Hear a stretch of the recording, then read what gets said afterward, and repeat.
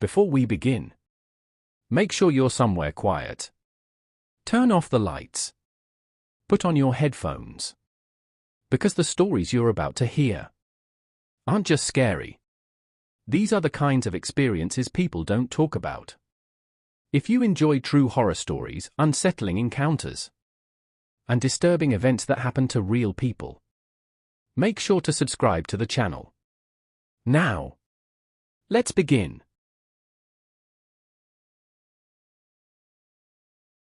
I grew up in northern Michigan, surrounded by miles of state forest. If you live long enough around places like that, you stop being afraid of the dark. The woods become normal, familiar, almost comforting. That's why it took me years to understand that the forest doesn't feel empty at night. It feels occupied. This happened in October of 2021, during the last camping trip I ever took alone. I was 24 at the time and had recently gone through a breakup. I needed space, silence, something simple. So I packed my truck and drove north to a remote patch of public land I'd camped at before. No campground. No bathrooms. No marked trails. Just dirt roads and trees stretching forever. There was no cell service once I turned off the highway. That should have been my first warning. I parked beside a clearing near a dried creek bed and set up camp before sunset. Everything felt normal. Wind in the trees. Leaves crunching under my boots. The distant tapping of a woodpecker. By nightfall, the forest became completely still. Not quiet. Still. No insects. No owls. No wind. Just silence thick enough to feel in your ears. Around 10 p.m., I noticed something strange. My fire wasn't crackling. The flames burned low and steady, like the sound had been swallowed. Even when a log shifted, there was no pop. No spark. That's when I heard footsteps. Not close. Far off. Slow. Heavy. Measured. I stood up and listened. They weren't animal footsteps. I've hunted my whole life. Deer don't walk like that. Bears don't pace. This sounded deliberate. Step. Pause. Step. Always in the same rhythm. I shined my flashlight into the trees. Nothing. Just trunks and shadows layered so deeply it felt like staring into a wall. The footsteps stopped. I told myself it was someone else camping nearby, even though I hadn't seen another vehicle for miles. I went back to the fire and tried to relax. That's when I smelled something wrong. Not rot. Not smoke. Something metallic. Sharp. Like blood mixed with wet leaves. It drifted through the air and then disappeared as suddenly as it came. Around midnight, I decided to turn in. I zipped my tent shut and lay on my back, staring at the nylon ceiling. That's when something brushed the side of my tent. Not bumped. Brushed. Slowly. Like fingers dragging across fabric. I froze. Then it happened again. Longer this time. Dragging from the back of the tent toward the front. I held my breath. Outside, something exhaled. Right beside my head. Not loud. Not aggressive. Just present. The zipper at the front of my tent twitched. Just slightly. Like someone testing it. I grabbed my knife and shouted, "Hey!" Nothing answered. But footsteps started moving away from the tent. Not running. Walking. Calmly. They circled the campsite once. I could hear leaves crunching on all sides. Then they stopped behind my truck. I didn't sleep. I stayed awake until dawn, knife in my hand, listening to something stand completely still outside my tent for hours. When the sky finally lightened, I stepped out. My campsite was destroyed. Boot prints surrounded my tent in a wide circle. Bare footprints. Too long. Toes pressed deep into the dirt, heels barely touching, like whatever made them didn't walk the way people do. But what made my stomach drop was this. The footprints didn't lead away. They just stopped. Right at the edge of the trees. As if whatever had been watching me simply stepped backward into the forest and vanished. I packed up in record time.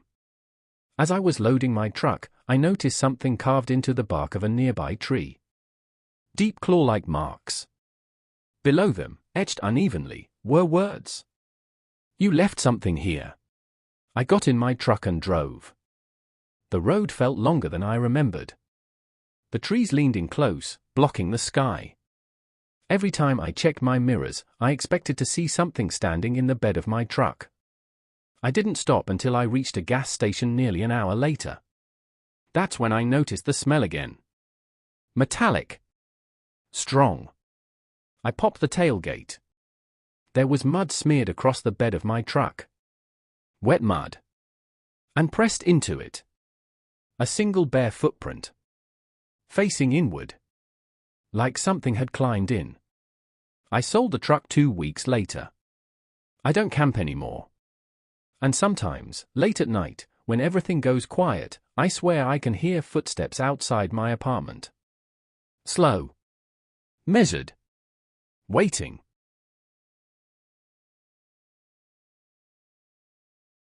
I've spent most of my life in rural Montana, where the woods stretch so far that cell towers disappear and the sky feels bigger than the world beneath it. Growing up there, you learn early that the forest doesn't care about you. It doesn't warn you. It doesn't chase you. It just waits. In October of 2021, that lesson nearly killed me.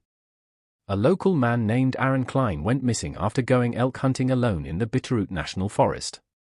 He was experienced, mid-40s, lifelong hunter, knew those mountains better than most. When he didn't come home after 2 nights, his wife called it in. By day 3, the sheriff's department asked for volunteers to help search. I joined without hesitation. I had hiked those trails since I was a teenager. I figured we'd find him injured, cold, maybe holed up somewhere waiting to be rescued. I was wrong. There were 8 of us in the volunteer group, split into pairs. We were told to sweep a section of old logging land, dense trees, no trails, thick undergrowth. The kind of place sound dies quickly. I was paired with a guy named Travis, a quiet ranch hand who carried himself like he was always listening for something. We started hiking just after sunrise. About 2 hours in, we found the first strange thing. Aaron's boot. Just one. It was standing upright in the mud, laces tied, like someone had carefully placed it there. No blood. No torn fabric. Just set down. Travis stared at it for a long time before speaking. "That's not good," he muttered. We radioed it in. The sheriff told us to keep searching the area for more signs. That's when the woods started feeling wrong. No birds. No wind. Just the sound of our boots crushing leaves. Every now and then, I thought I heard footsteps that weren't ours, slow, deliberate, matching our pace, but whenever we stopped, the forest froze with us. About half a mile deeper, we found Aaron's rifle. Leaning against a tree. Clean. Unloaded. Hunters don't abandon rifles. Ever. Travis whispered, "You see this too, right?" I nodded. That's when we heard the voice. Help. It was faint. Weak. Male. It sounded like it was coming from uphill. My heart jumped. We called out Aaron's name. The voice responded immediately. Yes, yes, help. We started moving fast, pushing through branches, climbing the slope. The voice kept calling, always just ahead of us. Close enough to feel real. Too close. After 10 minutes, Travis stopped dead. "You notice something?" he asked quietly. I shook my head. He swallowed hard. The voice hasn't changed. I listened again. He was right. No strain. No coughing. No breathlessness. Same tone. Same distance. Like a recording on repeat. Help, help. Suddenly, it stopped. The silence felt heavier than sound. Then we smelled it. Rot. Wet. Sweet. We crested a small rise and froze. In a clearing ahead, something was hanging from the trees. Not one thing. Several. Pieces of clothing, shirts, socks, torn fabric, strung between branches with strips of bark. Twisting gently like decorations. In the center of the clearing was a mound of leaves. They were piled too neatly. Travis whispered, "We shouldn't be here." That's when the radio crackled. But it wasn't the sheriff. A voice came through that made my blood turn cold. Low. Calm. Familiar. "Help, please?" It was the same voice from the woods. Coming from our radio. Travis ripped his radio off his vest and threw it to the ground like it burned him. From behind us, a branch snapped. Then another. Heavy footsteps. Not running. Walking. Slow. Measured. We turned together. Between the trees stood a figure. Tall. Too tall. Wearing layers of clothing that didn't fit together, different colors, different sizes. Some of it was Aaron's. I recognized the jacket from the missing poster. But the face. The face was wrong. The skin sagged like it didn't belong there. The eyes were sunken and glassy, reflecting light in a way I shouldn't. And its mouth. It smiled. Then it spoke. In Aaron's voice. "You found me." Travis screamed. The thing took a step forward. Then another. Each step made no sound. I grabbed Travis and ran. Branches tore at us. We didn't look back. The voice followed us, sometimes laughing, sometimes crying, sometimes whispering our names. It never got louder. It never fell behind. After what felt like hours, we burst into another group of volunteers. The voice stopped instantly. We collapsed, sobbing, trying to explain. The search was called off that afternoon. Officially, Aaron Klein was never found. But 2 weeks later, a hiker stumbled across a shallow grave 3 miles from where we ran. Inside were bones. More than one set. All arranged carefully. Like someone was saving them. Since then, I don't volunteer for searches anymore. And when people go missing in those woods, I don't wonder what happened. I just hope no one answers when the forest asks for help.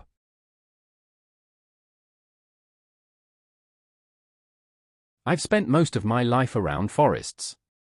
Growing up in Montana, the woods weren't something mysterious or romantic to me, they were just part of life. I hunted, camped, and hiked from a young age. I knew the sounds animals made. I knew what silence meant. And I knew when something wasn't right. That's why what happened to me in the Bitterroot National Forest still doesn't make sense, no matter how many times I replay it in my head.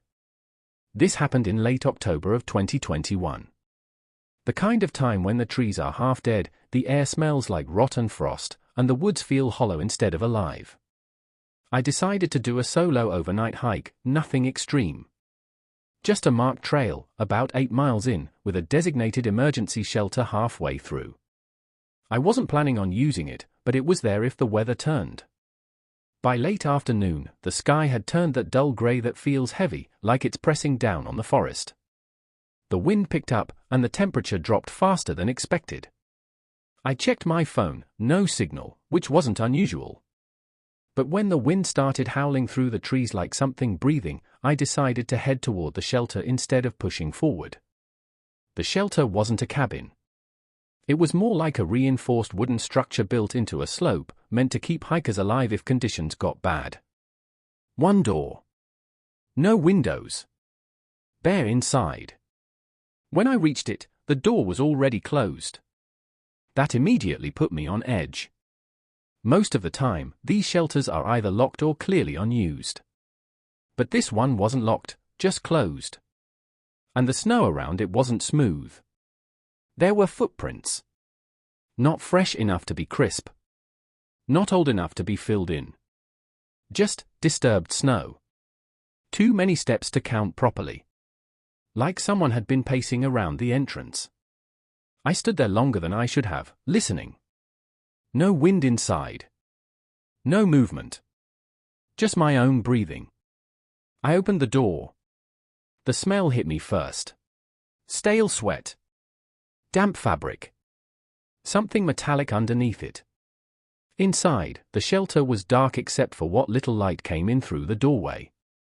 And sitting against the far wall was a backpack. Old. Militarist style. Unzipped.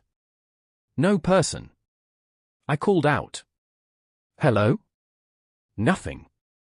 I stepped inside anyway. The wind was getting worse, and I didn't want to be out in the open after dark. I closed the door behind me and slid the bolt shut. The moment the door closed, I realized something else. The inside of the shelter was warm. Not body warm. Not someone was just here warm. Unnaturally warm. Like the air had been trapped with heat for hours. I dropped my pack and sat near the entrance, keeping my flashlight on. That's when I noticed markings carved into the wooden walls. Not words.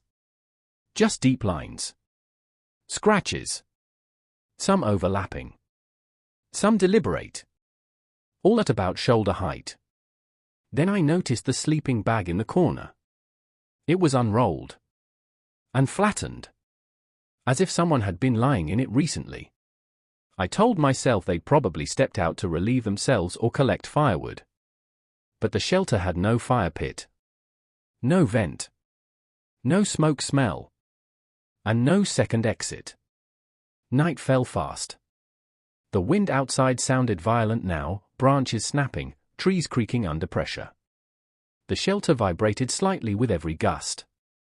I ate a protein bar and kept my boots on, planning to sleep lightly and leave at first light. That's when I heard footsteps outside. Slow. Careful. Crunch, pause, crunch. I froze. The steps circled the shelter once. Then stopped directly in front of the door. Someone knocked. Not hard. 3 slow taps. I didn't answer. Another knock. Louder this time. A voice followed, low, hoarse, like someone who hadn't spoken in a long time. Hey, you in there. I didn't respond. I know you're in there, the voice said. My heart started pounding. I held my flashlight aimed at the door, hand shaking. I've been waiting, he continued. It's cold. I forced myself to speak. This is an emergency shelter. I'm leaving in the morning. There was a long pause. Then the voice said something that made my blood run cold. I know. Silence. Then footsteps again. But this time, they didn't walk away. They moved to the side of the shelter. Then to the back. Then I heard something dragging. Wood scraped against wood. Something heavy was being moved outside. I stood up, adrenaline flooding my system. Then came the sound of fingers. Scraping. Right behind the wall. Slow, deliberate scratching. Like someone was feeling their way across the boards. A whisper came through the wood. Don't sleep. I backed away until my shoulders hit the opposite wall. The scratching stopped. Footsteps returned to the front. Then, a metallic click. The door handle moved. But I had bolted it. The handle jiggled anyway. Once. Twice. Then stopped. I didn't sleep. I don't think I even blinked. Hours passed in complete silence. No wind. No footsteps. No scratching. Just dead quiet. At some point near dawn, exhaustion won. I must have drifted off for a few minutes. I woke up to breathing. Not mine. It was close. Too close. I opened my eyes.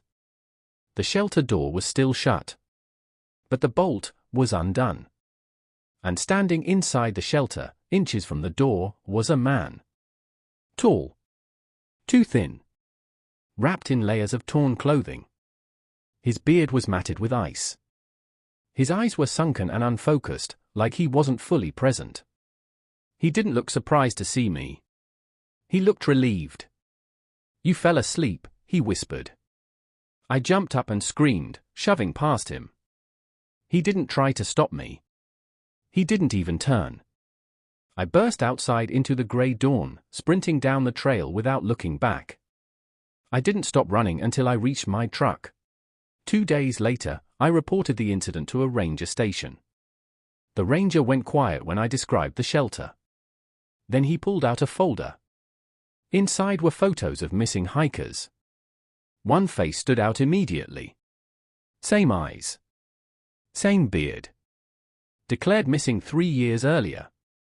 The ranger told me something I still think about whenever I see trees pressed too close together. That shelter? It had been officially closed. Because hikers kept reporting someone knocking on the door at night. And sometimes someone answering from inside.